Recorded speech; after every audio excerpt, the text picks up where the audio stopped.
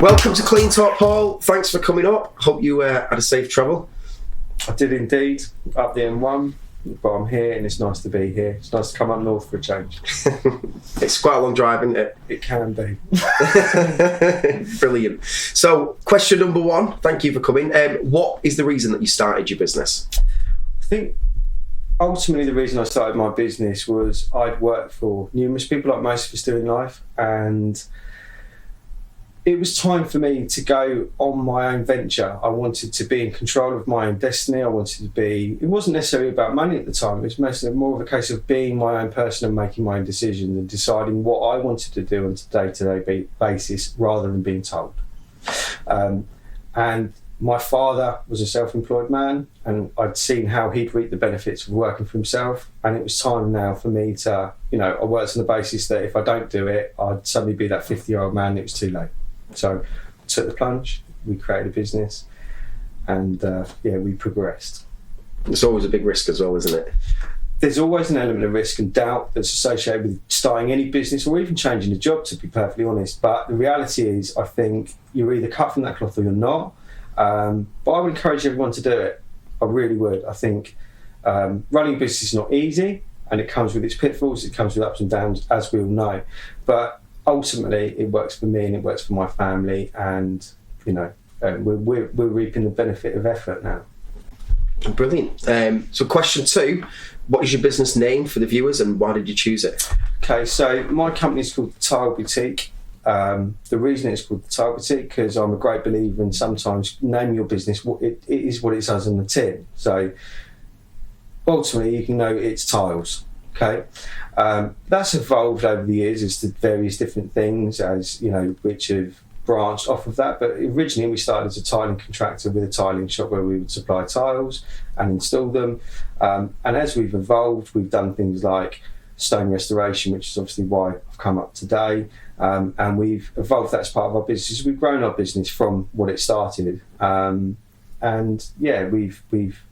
We've nurtured it, we've put effort in, and we've looked for niches where we can evolve and make things more profitable and offer more services, because evolution is important in business. If you stay stagnant and you just believe your model is right, it's usually those businesses that fail. So I think it's really important to invest in your business and continue to push it to the next level. A wise man once said to me that if you're staying still, you're going backwards. Because everyone else in the world carries on moving forward. Yeah, very, very true. So what personal touches do you feel like you implement to the business? I think, because I've worked from the ground up, I've seen it all. And I think that's important. I understand every aspect of my business. So I've imported tiles, I've sold tiles, I've renovated tiles, and that translates to my staff. So I can give them good advice. And it helps our business progress, because I'm putting the effort in, because that's my personal touch to what we do. And I'm training people the way that I want my staff to be. I want them to be sort of replicas of me, but equally I want them to put their own spin on things, and I encourage people with ideas. I want that brought to the table. So it's very much like a case of, we work as a small team and we evolve as a business, and we all evolve together. I think that's really important. Brilliant. And what would you say is the biggest challenge you faced in business, and how did you overcome it? There's lots of challenges in business. We've gone through several. Being a bit older and being more established, been around for longer, I've had a recession to deal with. We've got one coming. It's not a glamorous thing, but you learn how to navigate through those things. We had Brexit. That was problematic. We're now having the energy crisis. That's another thing. We've had all the rigmarole with the prime ministers and the change in the economy.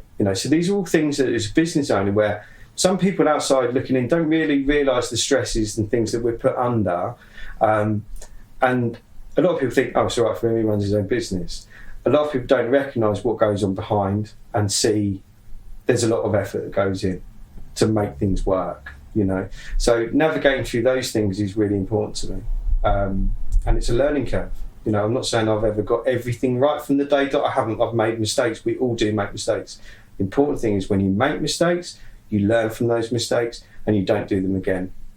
That's where I am. Very well said. Yeah. Is there anything else that you'd like to add? Any snippets or tips on that for people, sort of who are going to be maybe entering their first recession? Yeah. I mean, I think what you need to do with recessions is it's a time to invest in your business, believe it or not. It's the ones that worry and don't do anything proactive.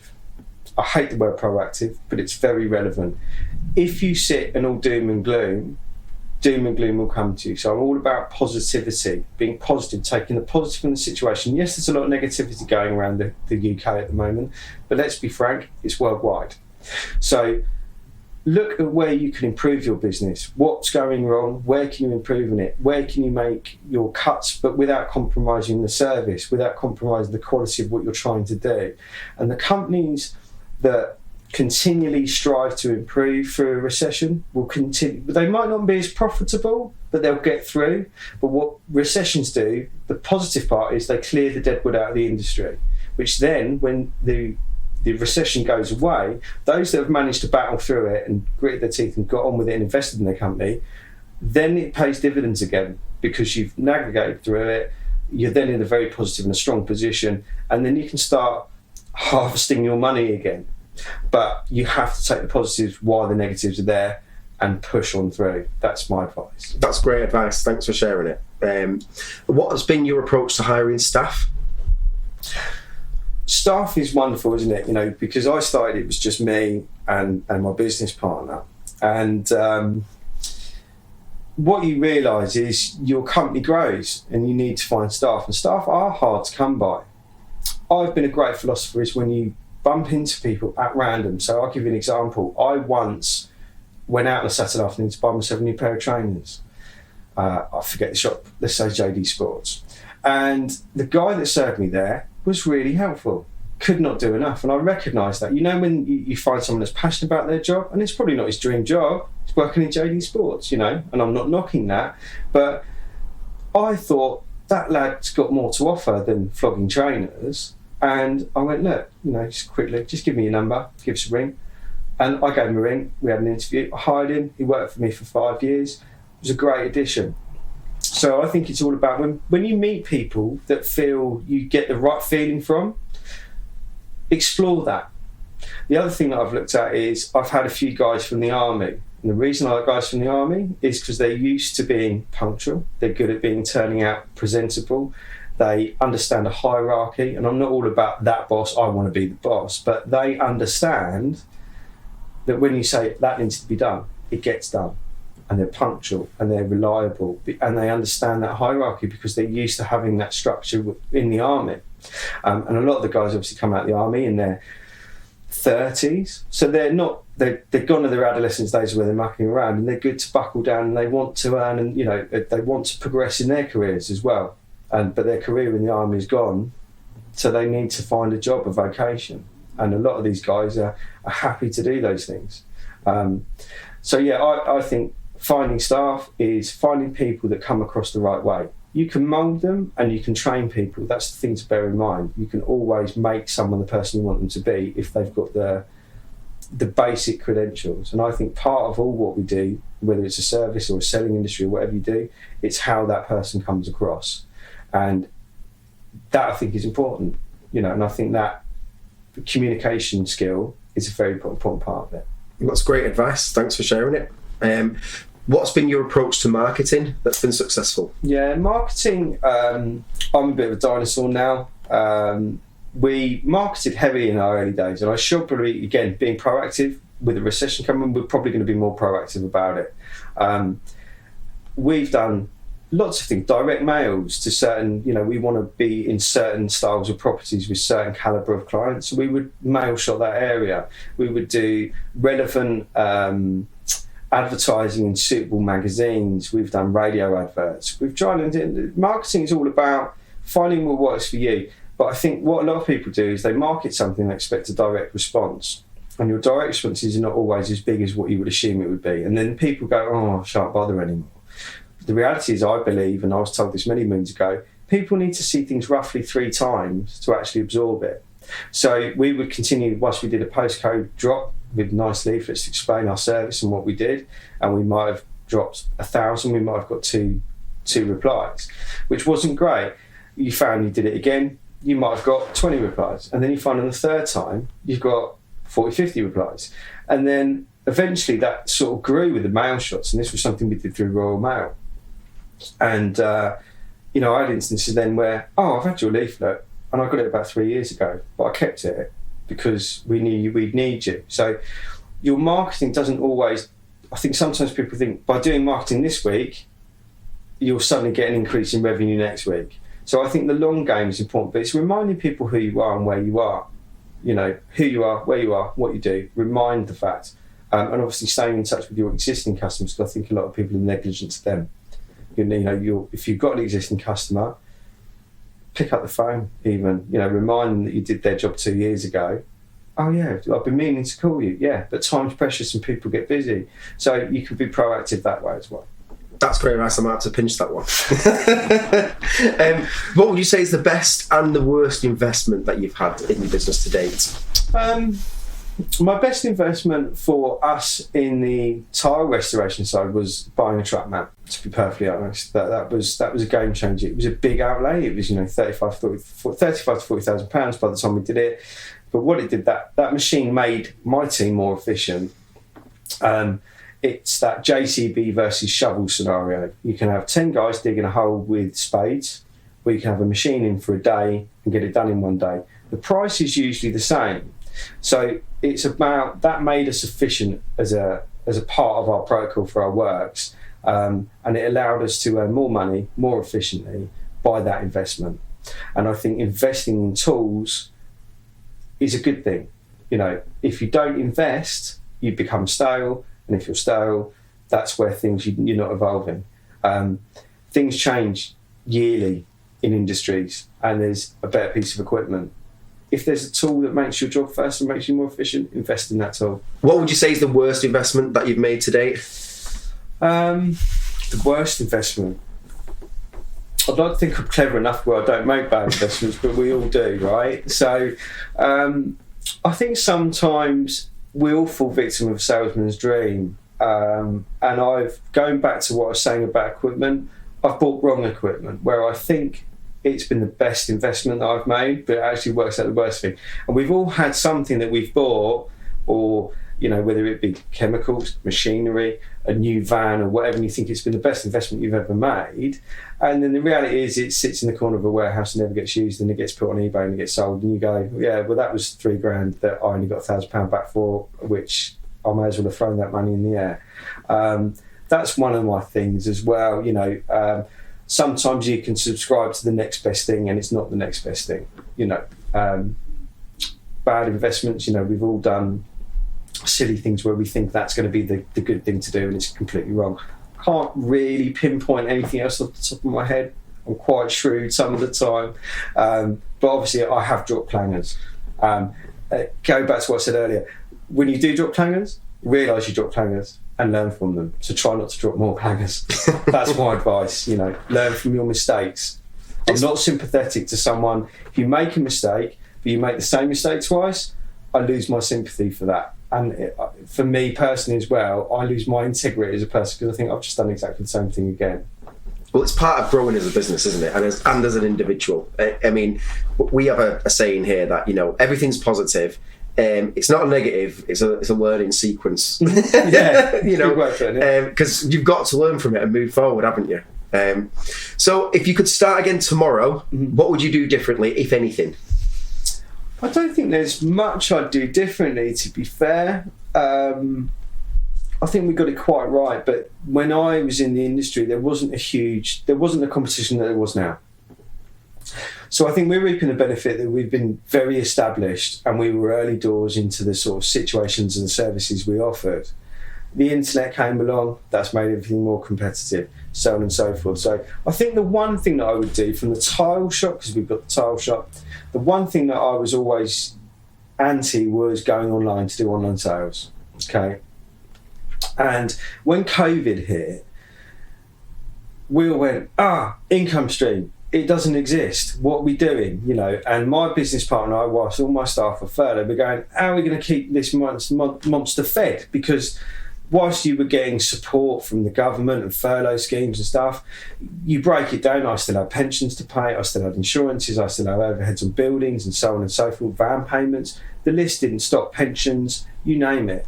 So we were in that situation where we were kind of trying to work out what we needed to do to make that tick, which was difficult.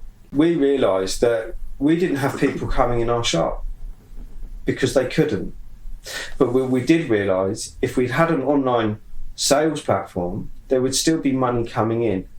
And that's the reason that highlighted the fact that why on earth didn't we have an online platform to buy, as in, and we realised that, and after COVID, we heavily proactively pursued that. Now, I'd like to think we're never in that situation again. God forbid COVID comes back. I'd hate that. But I think it helps a lot of us. It showed us what we were doing right, and it showed us what we were doing wrong. The positives from COVID, I spent more time with my family. I realised I was neglecting my family life a bit. The negatives from COVID was I never had a website. An online sales platform. So we had no revenue coming in. So we were trying to feed a big overhead with no real revenue stream. So that is certainly something that I would have pursued. So a big learning curve, but it's helped you now in the long run, hasn't it? Yeah. I think the thing is with the shop is the reason we hadn't done it, we always believed that our shop would survive through people coming in, touching, feeling, wanting the service, which is something we pride ourselves on. But the reality was, we couldn't give that anymore because it wasn't allowed. And so we were just sat there like we were a massive overhead, we're just absorbing money. And like with everyone, there's not a bottomless pit. So, certainly, if you have an opportunity to diversify some way, shape, or form, to gain a different revenue stream from a different avenue, I thoroughly encourage that as well. So what's been your biggest win so far? Biggest win, I think, my biggest win, it's not necessarily about the biggest value or the biggest contract or anything like that. I think my biggest win for me is the fact that we've got a successful business with a real good clientele, and we service that clientele really, really well. I'm lucky enough we do a lot of celebrities, footballers, and it's not so much about that, but it's nice to know that we're at top of our game. That's the win for me. It's not always financially, but it makes me realise we're at the top of our game. We're held in very high regard in the industry.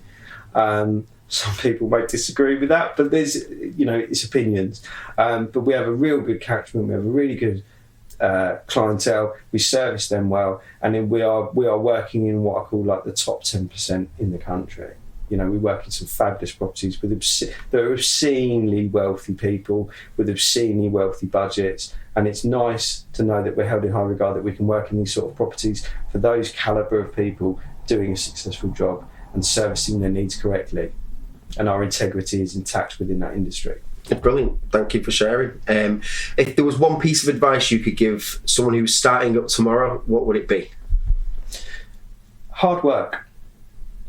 There's a big problem within this country now with kids. The younger generations, under 30s, have got a great deal of entitlement. I believe I should have. It's that I should just have that. I want a brand new BMW. I want a massive house. I want it all fitted out brilliant. I want loads of money. And it's kind of where they've kind of got that sort of philosophy that it just gets given. You get what you put in. If you work hard, and everyone, and I'm not one that subscribes to class systems or anything like that, everyone has pretty much got the same opportunity. Yeah. So you can be a working class kid from a council house background. You can make it into your mansion if you put the hard work in. And a great example of that, Pimlico Plumbers. Look at that guy. He's just sold his foot mortgage, and he was a one-man band plumber, but he's worked with integrity, and he's scaled his business, and he's now reaped the benefits and sold it for however many tens, hundreds of millions, I think it was obscene, right? And I look up to someone like that. You have got the Eton sort of schoolboy thing, which is gifted everything that comes from a very privileged background, but we can all get there, but it's down to grit, determination, hard work. You get back what you put in. That's my advice. And if you do that in the early days, as you get older, you reap benefits, and you can take a little bit more of a back seat, have a few more holidays, and reap the benefits of what you've created. But remind your staff, they've all got the opportunity to get there. And if you put in hard work, my stance is if I get rich, everyone will get rich around me. I'm not a greedy man. I'll invest in my staff, and they will go on that journey with me, and they're loyal and everything else. So, put the effort in, and you'll get out what you put back in. That's great advice. I actually try and maintain a similar philosophy. At the end of the day, businesses are built upon staff that work for you, aren't they? Yeah. You know, and you know, you're never going to get a break from the hard work if you want to be successful. Yeah. But you also need that hard work from other people. I think one thing, I'm not a big reader, and I've read a few books in my time, but it's only a few. But I read Richard Branson's book once, and the one thing that stuck in me with that was he turned around, and this was something that I value and do with my staff, and he said, invest in your staff and train them well enough that they can go and work for themselves, but equally pay them well enough that they don't want to. And that's something I've adhered to. Good staff are hard to come by. We've talked about how you gain staff and how you find them. When good people come, embrace them, bring them under your wing, make sure they feel valued, motivate them, pay them well, give them regular reviews, tell them what they're doing, be constructive, but take them on that journey with you. And I think that, again, pays dividends for them. Because my business doesn't work without my staff. Yeah. But the reality is everyone is replaceable, but you can realise who you need to keep and who you can let go, and you notice with people how they act and how they behave. You're very lucky here with your staff. They're all very accommodating, and that shows. Thank you for that. So that's pretty much it for the questions, but as a wrap, is there anything you'd like to share with everyone? Anything you're working on? Anything people need to look out for the future? Yeah, we're always working on things. We're working on something that we're doing. Obviously, we've been working with you guys as well. We're running training schemes for stone polishing, things like that. That's something we're working on chemicals with yourselves as well, and looking to evolve what we can do within the tile industry, as well as just not for Njord with the carpets and stuff, and seeing what we can do with you guys there. I just think, you know, finding people that you can work with, mutual back scratching, sharing the cake, making sure the cake, everyone gets a bit of cake, everyone can eat from that cake. But the problem is, in the world, there's been too much greed. But when you find companies that you can work with, work in synergy with them. Synergy is a key word. If you can work with people, it makes your life easier. And you have to invest in people and their time, but build rapport with companies, with people, with products, and then evolve your business with them as well. And you can all move. We're stronger together than we are fighting each other. That's my stance. So, yeah, investment, working with people that you do, the training schemes, always looking for how you can evolve your business and where you can evolve it in different avenues. Progression, okay? I spoke to, over the training course, I've been running a training course for a few days with you guys here, and I spoke to some of the guys here, and they one of the things I used as a good business model was Blockbuster Video. It was great. Everyone rented a video on a Friday night, but they never evolved. At what point did they think, should we get involved with streaming? Negligently, didn't do it. That company went wrong.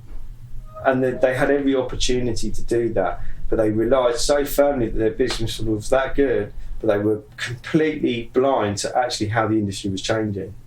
And it's sad to see what was a household name has disappeared.